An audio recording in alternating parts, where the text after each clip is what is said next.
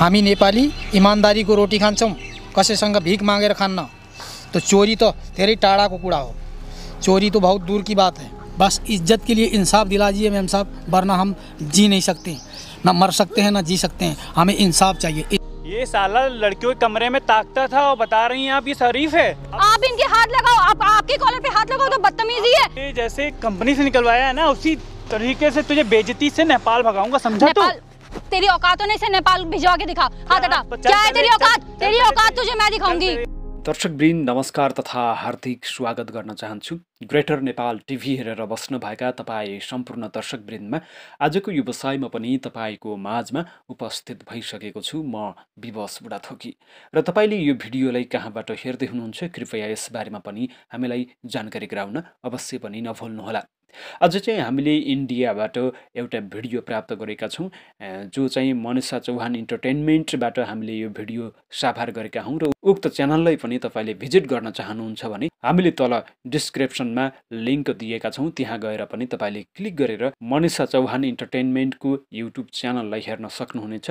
र अब भने हामी ढिला नगरिकन एकजना नेपाली बा चाहिँ इन्डियामा काम गर्दै हुनुहुन्छ र उहाँले चाहिँ इन्डियामा काम गर्ने क्रममा विभिन्न खालका आरोपहरू खेप्नु परेको छ। उहाँले चाहिँ इन्डियामा गएर चौकीदारको काम गरिरहँदाखेरि र इमानदारीको रोटी खाइरहँदाखेरि पनि उनलाई चाहिँ भारतीयहरूले एकदमै हेपेका छन्। भारतीय नागरिकले उनलाई कुटपिट गर्ने र कामबाट निकालेर तथानाम गाली र तथानाम आरोपहरू लगाएका छन्। त्यसैले यो भिडियो चाहिँ निकै महत्त्वपूर्ण छ, सबै नेपालीले हेर्नै पर्ने रहेको छ। र त्यहीँकै एकजना महिला पत्रकार युट्युबरले चाहिँ उनलाई बचाएकी छन् र त्यो आरोपबाट पनि मुक्त गराएकी छन्, उनलाई सुख दिएकी छन्। त्यसैले यो भिडियो निकै महत्त्वपूर्ण छ, अन्त्यसम्म हेर्न नभुल्नुहोला है त। हामी नेपाली ईमानदारी को रोटी खान्छौँ, कसैसँग भीख मागेर खान्न। तो चोरी तो धेरै टाढाको कुरा हो, चोरी तो बहुत दूर की बात है। बस इज्जत के लिए इंसाफ दिला दीजिए मैम साहब, वरना हम जी नहीं सकते, ना मर सकते हैं ना जी सकते हैं। हमें इंसाफ चाहिए। ये साला लड़कियों के कमरे में ताकता था और बता रही हैं आप ये शरीफ है। आप इनके हाथ लगाओ, आप आपके कॉलर पे हाथ लगाओ तो बदतमीजी है। ये जैसे कंपनी से निकलवाया है ना, उसी तरीके से तुझे बेइज्जती से नेपाल भगाऊंगा, समझा तू? तेरी औकात नहीं से नेपाल भिजवा के दिखा, हाथ हटा। क्या है तेरी औकात? तेरी औकात तुझे मैं दिखाऊंगी।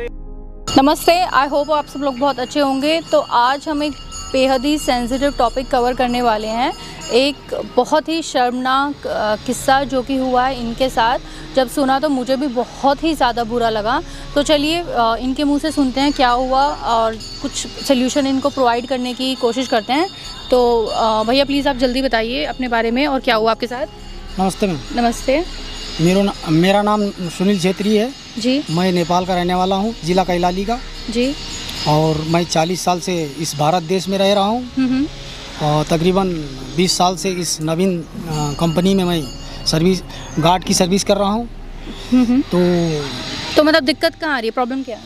आज तक तो बढ़िया चल रहा था, 20 साल तक जो है बढ़िया चला, मुझे कोई दिक्कत नहीं थी। अचानक कोई नए इंचार्ज आए हैं, उन्होंने जो है मुझे नौकरी से निकाल दिया गलत ब्लेम लगा के। वो हमें बोलते हैं जो है नेपाली तुम्हें मैं अपने देश भगा दूंगा, यहाँ सिर्फ नेपाली नहीं रहेंगे और सिर्फ इंडियन गार्ड रहेंगे।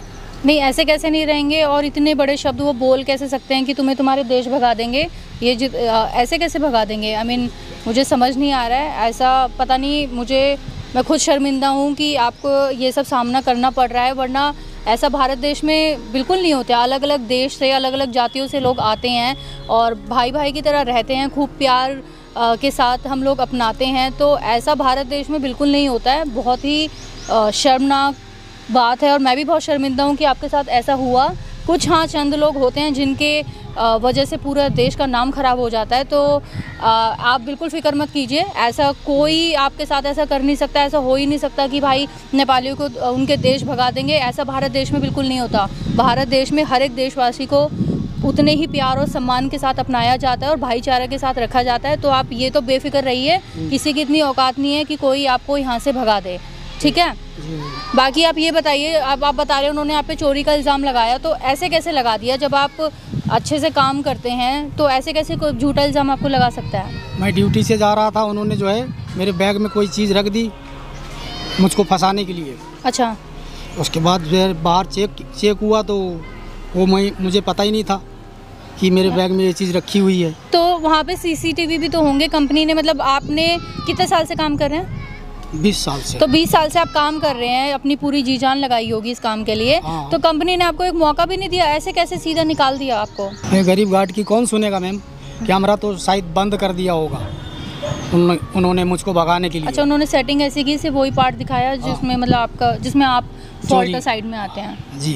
अच्छा। इस वजह से जो है मुझे नौकरी से निकाल दिया। मैं परेशान हूँ, ना रात में सो पा रहा हूँ, ना दिन पे सो पा रहा हूँ, ना खा पा रहा हूँ, ना पी पा रहा हूँ, ना जी पा रहा हूँ, ना मर पा रहा हूँ। बहुत परेशान हूँ मैं, क्या करूँ? गरीब आदमी नहीं, अपने नेपाल देश भी नहीं जा सकता, क्या मुँह लेके जाएं कि मैं चोरी करके आया हूँ।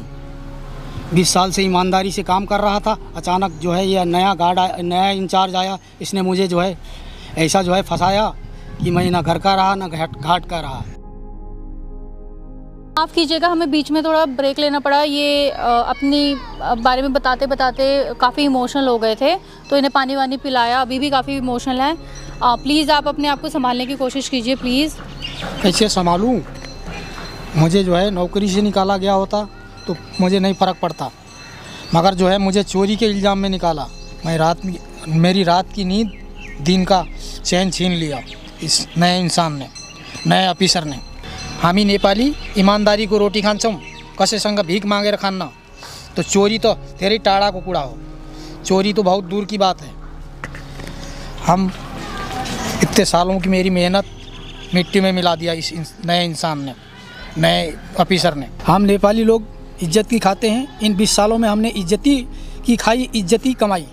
आज इज्जत हमारे पास नहीं है, बस इज्जत के लिए इंसाफ दिला दीजिए मैम साहब, वरना हम जी नहीं सकते, ना मर सकते हैं ना जी सकते हैं। हमें इंसाफ चाहिए, इंसाफ दिला दीजिए। देखिए, आप हाथ मत जोड़िए, ठीक है? आपको ये चीज़ मांगने की ज़रूरत नहीं है, ठीक है? आपने 20 साल पूरी अपनी जी जान शिद्दत सब दी है इस कंपनी को, आपको ये चीज़ आपसे कोई नहीं छीन सकती। और मैं आपसे प्रॉमिस करती हूँ कि आपको आपकी नौकरी भी और आपकी खोई हुई इज़्ज़त सब मिलेगी। आप बिल्कुल परेशान ना होइए, ठीक है? और जैसे आपने उनके बारे में बताया, तो मैंने उनसे, इन्होंने बताया था कि इनको निकालने के बाद वो लोग नए गार्ड्स ढूंढ रहे हैं। तो मैं उनसे काफ़ी दिनों से, क्योंकि काफ़ी दिनों से हम संपर्क में हैं, तो उनसे बात चल रही थी मेरी। तो मैं आज उनसे मिलने वाली हूँ। मैं भी एक सिक्योरिटी एजेंसी की एक एजेंट बन के उनसे मिलने वाली हूँ, और कुछ गार्ड्स के प्रोफाइल उनसे शेयर करूँगी, और फिर इनको बुलाती हूँ। और चलिए आपको दिखाते हैं कि हम आज क्या करने वाले हैं। तो चलिए। तो इनके सिक्योरिटी हेड से मेरी बात हो चुकी है, अभी मैसेज आया है कि वो आने ही वाले होंगे। तो कंपनी में हम फॉर ऑब्वियस रीजंस हम नहीं गए हैं, क्योंकि कंपनी में कैमरा लगाना, सेटिंग करना बहुत मुश्किल हो जाता है, कंपनी में अलाउड भी नहीं होता है। तो मैंने किसी तरीके से उन्हें यहीं पे बुलाया है, क्योंकि यही लोकेशन हमने इसीलिए सेलेक्ट की है, क्योंकि इसी के जस्ट बैक साइड में वो लंच ब्रेक में अपनी कंपनी से सुट्टा और चाय ब्रेक के लिए यहाँ पे आते हैं। तो मैंने कुछ बहाना यही मार दिया कि मैं गेट के उस तरफ हूँ, तो वो बहुत दूर पड़ जाएगा, मुझे निकलना है। तो मैंने उन्हें 5 मिनट के लिए बोल दिया इस तरफ ही आ जाएं। वो उनकी कंपनी का गेट नंबर 5 यहाँ से थोड़ा ऑपोजिट साइड पड़ता है। तो ये मैंने एक बहाना मारा है उन्हें फंसाने के लिए। तो वो बस आ ही रहे हैं, और आपको जैसे मैंने बताया है आप बिल्कुल वैसे ही करना और उसी टाइम पर आना, ठीक है? तो जल्दी से वो आने वाले हैं, हम बिल्कुल सेट हो जाते हैं, ठीक है? अब ज़रा फोकस कर लो, वो जो पीछे आ रहे हैं ना ब्लेज़र और ब्लू शर्ट में, वो ही है, इन्होंने मुझे फ़ोटो दिखा दी थी, वो जो पीछे से आ रहे हैं। तो तुम ज़रा फोकस कर लो।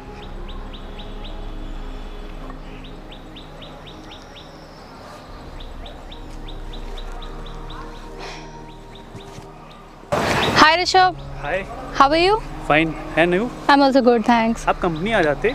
अरे मैं कंपनी आने वाली थी, बट उधर मैंने पार्क इधर कर दिया। तो गेट नंबर 5 में आप जानते हो बिल्कुल ऑपोजिट पड़ता है। हाँ जी, हाँ। और आप जानते हो वहाँ पे जैम का कितना इशू है। आइए चलिए मैं आपको एक शॉर्टकट दिखाता हूँ, फिर वहाँ से कंपनी चलते हैं। Actually Rishabh, if you don't mind, काफ़ी देर हो गया है वैसे ही वेट करते हुए। तो मैं अभी मम्मी को हॉस्पिटल लेके जाना है, तो मैं थोड़ा सा लेट हो रही थी। एक काम करते हैं, जो आप बस मुझे इतना बता दीजिए, जो प्रोफाइल्स मैंने आपसे शेयर किए थे उनमें से आप मुझे बता दीजिए कौन कौन से सेलेक्टेड हैं। तो कल मैं जब ऑफिस आऊँगी तो सीधा हम पेपर वर्क कर लेते हैं। उसमें से तो मैम, आप व्हाट्सएप में मैंने भेजी, आप बता दीजिए। तो मैम एक ही है फाइल सेलेक्ट हुई है। मैंने आपको 10 प्रोफाइल भेजे थे। हाँ जी, बट लेकिन उसमें से एक ही सिलेक्शन हुआ है। कौन से वाला सेलेक्ट किया आपने? वो उसमें एक कोई इन 10 में से एक सेलेक्ट हुआ है। ये जी जी। ओके, और ये बाकी 9 आई मीन सेलेक्टेड नहीं है? मैम सेलेक्टेड इसलिए नहीं है कि मुझे इंडियंस चाहिए था, नेपाली नहीं चाहिए था। तो मतलब ये नेपाली इंडिया में ही रहते हैं? I mean sorry, I didn't get your point. What do you mean by that कि आई मीन नेपाली कहीं के भी हो, चाहे इंडिया के हो चाहे नेपाल के, मुझे नेपाली नहीं चाहिए। ओके, बट उसका कोई स्पेसिफिक रीज़न? बट मुझे नहीं चाहिए ना नेपाली। ओके ओके, देखिए जो आपकी रिक्वायरमेंट आई थी, राइट, आपको गार्ड्स चाहिए थे जो ब्रेव हो, लॉयल हो, विद गुड एक्सपीरियंस हो, और मैंने आपको वही प्रोफाइल्स भेजे थे। और नेपाल के गार्ड्स तो सबसे ज़्यादा इस प्रोफाइल में, गार्ड की प्रोफाइल में नेपाल के ही सबसे ज़्यादा प्रेफर किए जाते थे। मैंने इन गार्ड्स की इतनी डिमांड है, ये one of the bravest guards हैं। आई डोंट नो, इनको तो सब पीछे भागते हैं इनके। मैम आई नो कि नेपाल के सारे गार्ड्स जो होते हैं वो काफ़ी ब्रेव होते हैं एंड रियलिटी होती है, बट मुझे नेपाली नहीं चाहिए। आप I mean sorry don't mind, but मैं थोड़ा कंफ्यूज हो रही हूँ। आपका जॉब सिलेक्शन जो है वो क्राइटेरिया बेसिस पे है, मेरिट बेसिस पे है, या नेशनैलिटी बेसिस पे है? मतलब मैं कंफ्यूज हूँ कि आप एक अच्छे कैंडिडेट को, परफेक्ट कैंडिडेट को सिर्फ इसलिए हटा रहे हैं कि वो इंडिया का नहीं है। आपके लिए मेरिट मैटर नहीं करता? मैम जी, मैं कंपनी का हेड हूँ, तो मैं बताऊँगा ना कि कैसे मुझे रखना है, कौन से गार्ड्स कहाँ के रखने हैं। ओके, आप इतना गुस्सा क्यों हो रहे हैं? मैं तो बस जो आपने भेजा था उसी के बेसिस पे बोल रही थी। ठीक है, आप सिर्फ नेपाली को रखना ही नहीं चाहते हैं? जी नहीं रखना चाहते। और कोई रीज़न नहीं है? नहीं, कोई रीज़न नहीं है, मुझे नहीं रखना है नेपाली। ओके, काफ़ी शॉकिंग है। तो ठीक है, आपके ऑब्वियसली आप हेड हैं, आपकी डिसीजन है, आपकी कॉल है, आपकी कंपनी है। तो एक काम कीजिए, जो ये सेलेक्ट हुए हैं, अभी एक गार्ड हैं, मैं उनसे आपको मिलवा देती हूँ, वो अभी हैं यहाँ पे। और अगर ये आपको ठीक लगते हैं, क्योंकि मैं भी निकल रही थी, उन्हें भी निकलना है, फिर अगर सेलेक्ट हो जाते हैं तो इसके बाद कल हम पेपर वर्क के लिए आ जाते हैं। ठीक है, तो बस अभी भी वो 5 मिनट में आने वाले हैं, मेरी अभी बात हुई है। ठीक है, ओके।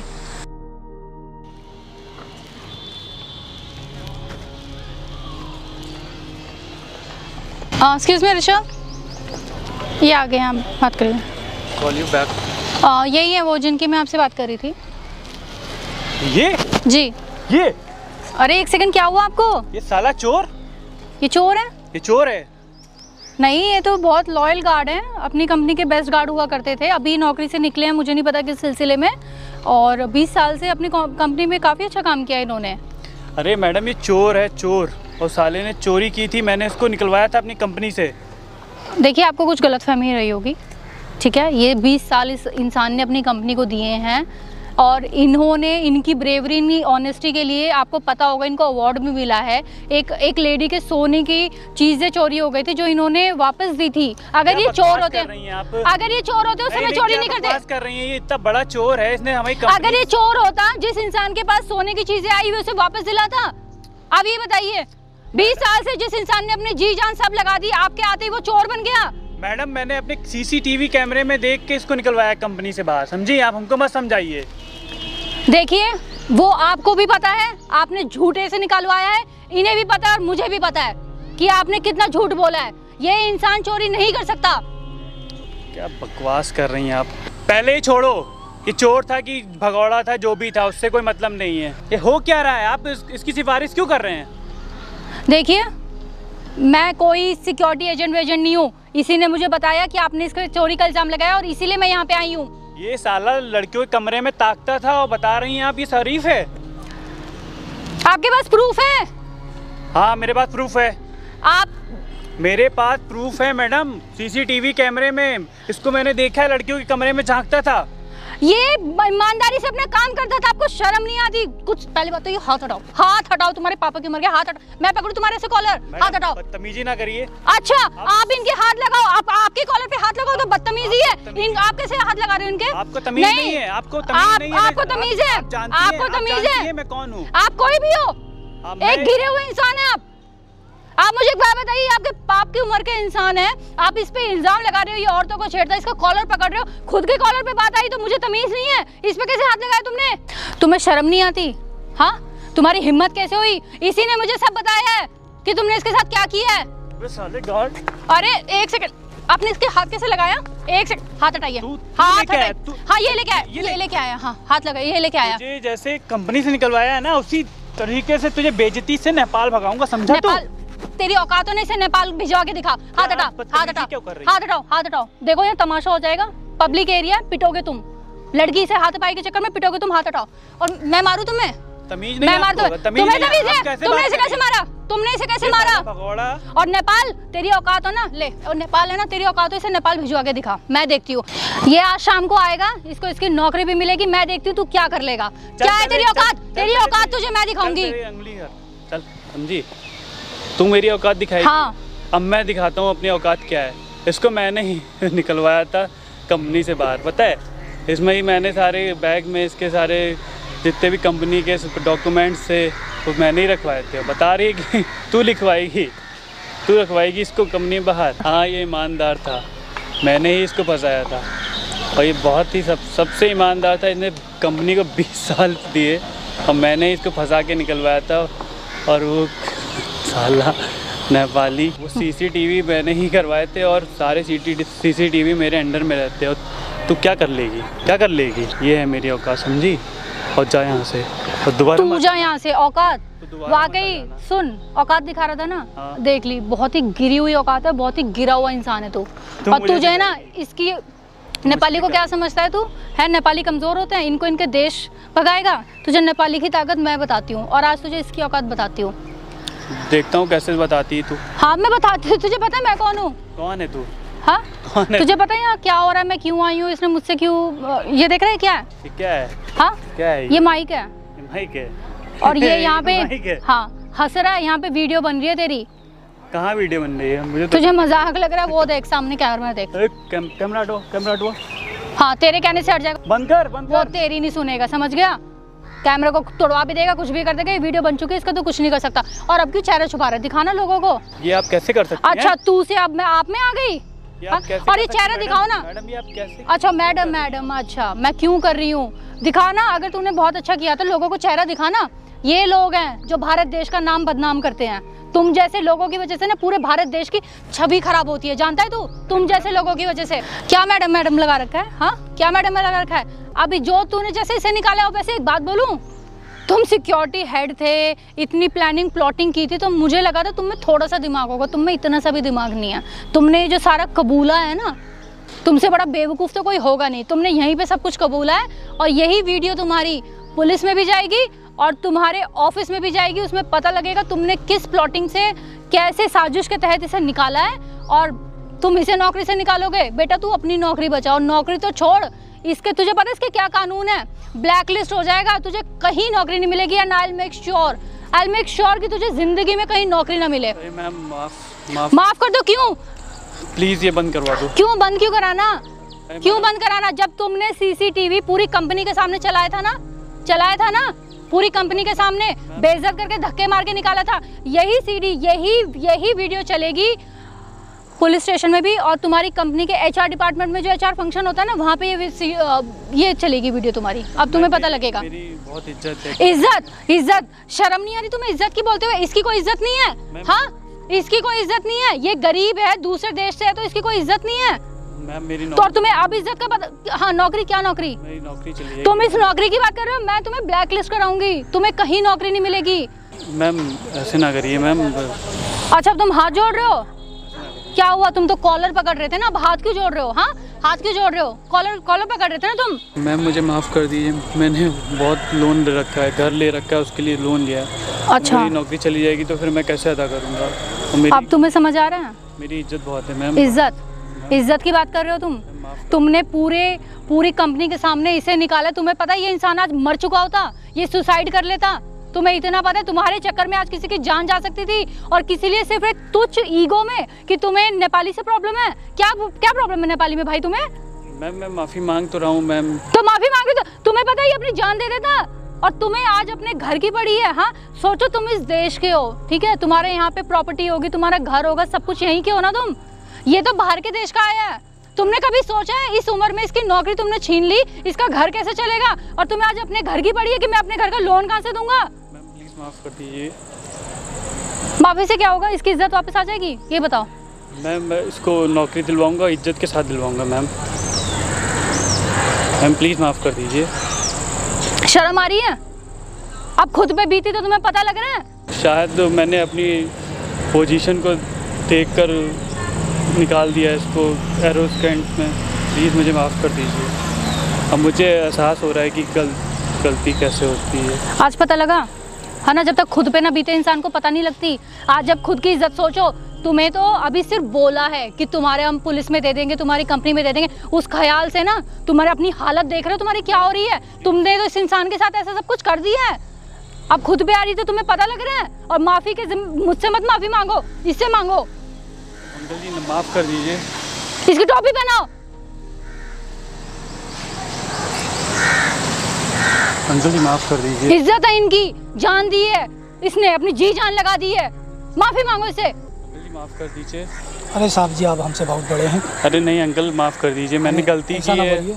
तो डूब के मर जा, देख रहे हैं तेरे बाप की उम्र का है तू, फिर भी तूने कितनी बेइज्जती की, सब कुछ किया, लेकिन आज भी बोल रहा है कि आप हमसे बड़े हैं। मैम अब गलती इंसानों से। बड़प्पन औहदे से नहीं आता, इंसान के कर्मों से आता है। और इनका बड़प्पन देख ले तू। ठीक है मैम, अब आगे से ऐसा कभी नहीं होगा। भैया बात देखो, पहले आज शाम को ये आएगा, इसकी नौकरी वापस मिलेगी। मिल जाएगी मैम, मैं इसकी डिग्निटी के साथ दिलवाऊंगा। ठीक है, जो भी, और सिर्फ नौकरी वापस दिलाना नहीं है। मैं नहीं चाहती है सभी से चोर चोर करके बुलाएं, प्रॉपर। मुझे नहीं पता कि जैसे तुमने इसे फंसाया था वैसे इसे निकालोगे, ठीक है? सारे ब्लेम, और ये नहीं है कि इसके ब्लेम किसी और पे डाल दिए, अपने पे लो, किसी पे भी लो, मुझे नहीं पता, लेकिन इसकी डिग्निटी, इसकी इज्जत मुझे वापस चाहिए, समझ गए? इसके जो भी इल्जाम लगाए हैं प्रॉपर, और कंपनी में अनाउंसमेंट होगी कि इसने ऐसा कुछ नहीं किया, और इससे माफी मांगोगे तुम भी और तुम्हारी कंपनी वाले भी। जी ठीक है? और शाम को मैं भी आऊंगी और मुझे उसकी वीडियो चाहिए, ठीक है? और इतना एहसान कर रही हूँ, तुम्हारे भी बच्चे हैं, तुम भी एक अच्छे घर के हो। मैं नहीं चाहती जो इसके साथ हुआ, ये मरने की कगार पे था, कल वो तुम्हारे साथ हो तो मैं पुलिस स्टेशन में तो नहीं दूंगी, बट हाँ अगर मुझे पता लगा कि तुमने कभी भी, तुमने, तुम्हारी कंपनी में या किसी ने भी कभी भी किसी के साथ ऐसा किया, तो वो वीडियो सीधा पुलिस स्टेशन में जाएगी। ठीक है? सच्ची में मैं दिल से माफ़ी मांग रहा हूँ, और मैं सारी जनता से माफ़ी मांग रहा हूँ। आप सभी लोग मुझे माफ़ कर दीजिएगा। तुम जाओ यहाँ से, शाम को जो बोला है वैसे ही करना, ठीक है? जाइए यहाँ से। धन्यवाद मैम। जाइए। देखिए आप टेंशन ना ले, जैसे मैंने आपको वादा किया था, आपको आपकी नौकरी भी मिलेगी, आपको खोया हुआ सम्मान भी मिलेगा। आप हर एक चीज़ मुझे अपडेट करेंगे, ठीक है? कुछ भी गलत होता है आप मुझे बताएंगे, ठीक है? अगर हुआ तो हो सका तो मैं नेक्स्ट पार्ट 2 भी ज़रूर लेके आऊँगी, जिसमें मैं दिखाऊंगी कि ये वीडियो में गए, क्या हुआ, कैसे हुआ, ठीक है? आप मुझे उसकी वीडियो बनाएंगे, मुझे सब कुछ बताएंगे, ठीक है? मैं आपका आभारी रहूँगा। अरे नहीं, देखिए मैं आपका आभारी रहूँगा, मेरी नौकरी बचाई आपने, मेरी बेटी जैसी हैं आप। देखिए आप हाथ नीचे करिए। पहली बात तो मैंने आपको कुछ नहीं दिया, ये आपका हक था, आपको आपका हक वापस मिला है। आपने 20 साल दिए हैं इस कंपनी को, अपनी जी जान सब कुछ, मेहनत सब कुछ लगाया है, ठीक है? ये हक आपसे कोई नहीं छीन सकता, ये आपका था और आपका ही रहेगा, ठीक है? ये सब आपकी बदौलत मिला है। और हाँ ठीक है, हम इंसानियत के नाते पुलिस स्टेशन में तो ये वीडियो नहीं देंगे, क्योंकि उसके भी घर बार है, बच्चे हैं, हम इतना नहीं गिर सकते, किसी की ज़िंदगी नहीं बर्बाद कर सकते, क्योंकि जान सकते हैं जब इनके साथ हुआ, ये सुसाइड करने वाले थे, तो दूसरे बंदे पे पता नहीं क्या बीते, तो हम पुलिस स्टेशन पे तो नहीं देंगे। बट हाँ, ये वीडियो मैं डालूँगी ज़रूर, क्योंकि ऐसे बहुत से लोग हैं जो बाहर देश से आते हैं, कुछ गलत होता है और किस सदमे से वो गुजरते हैं, तो मैं चाहती हूँ ये मैसेज के फॉर्म में सब तक पहुँचे। और मैसेज सिर्फ इतना है कि अगर चाहे आप इस देश के हो, बाहर देश के हो, किसी भी जाति के हो, कहीं से भी धर्म के हो, अगर आपके साथ कुछ भी गलत होता है तो आप आवाज़ उठाएं। और अगर आप फालतू के पचड़ों में नहीं पड़ना चाहते तो आप हमसे संपर्क करें, कुछ भी गलत होता है तो हम उसकी वीडियो ज़रूर बनाएंगे। वैसे हमारे बहुत सारे नेपाली लोग हैं जो इस वीडियो को देखते हैं, आपके घर वाले भी वहीं से हैं, तो आप कुछ कहना चाहेंगे अपने नेपाल के लोगों से, कुछ मैसेज? हाँ, नेपालीमा म भन्छु सबैलाई, भन्छु कि देशमा आएपछि सावधान भएर आनु, यानी परदेश में आओ तो सावधान रहो, कोई धोखेबाजी ना कर सके तुम्हारे साथ। तुम ईमानदार हो तो ईमानदारी के साथ में जो है काम करो, दूसरे को खिलाफ भड़काओ ना, और ना जो भड़काए उसको ज़रूर आप जैसी बेटी के पास जाओ, अपनी शिकायत लेके, अगर तुम्हारी कोई प्रॉब्लम है इनके पास आइए, आपका जो है प्रॉब्लम सॉल्व ये बेटी करेंगे। म 40 साल देखि यहाँ प्रदेशमा बसेछौँ, ईमानदारी संग 40 सालबाट गरेको काम और सबै नेपालीहरूले पनि त्यस्तै गर्ला भन्ने मेरो विचार छ। और त्यो विचारधारणाले म यो घोषणा गर्दछु। मेरो यो भिडियो जरुर लाइक गर्नुहोला। सबै नेपालीहरूलाई हार्दिक शुभकामना, धन्यवाद। हामीहरू जस्तै इमानदार हुन्छौँ, त्यस्तै इमानदारीको साथमा कसैले चोरीको इल्जाम नलगाओस्, त्यो ख्याल राख्नु आफ्नो। हामी नेपाली इमानदारीको खान्छौँ, इमानदारीमा मर्छौँ, इमानदारीमा जिन्छौँ। इमानदारी रहोस् जबसम्म जिन्दा रहोस्, यो मेरो नारा हो। जय हिन्द, जय नेपाल। दर्शकवृन्द, तपाईँलाई आजको भिडियो कस्तो लाग्यो कृपया लाइक तथा शेयर गरेर धेरै नेपाली समक्ष पुर्याउन नभुल्नुहोला। हामी आगामी दिनमा पनि यस्तै खालका भिडियोहरू तपाईँको माझमा लिएर आउने नै छौँ। त्यसैले च्यानललाई सब्स्क्राइब गर्नुभएको छैन भने सब्स्क्राइब गर्न पनि नभुल्नुहोला। भारतमा अप्ठ्यारोमा परेका एकजना नेपालीलाई उद्धार गरेकोमा त्यहाँकी पत्रकार मनिषा चौहानलाई पनि स्याल्युट गर्दै आजको यो बसाइबाट मलाई पनि आज्ञा दिनुहोस्। नमस्कार, जय देश, जय ग्रेटर नेपाल।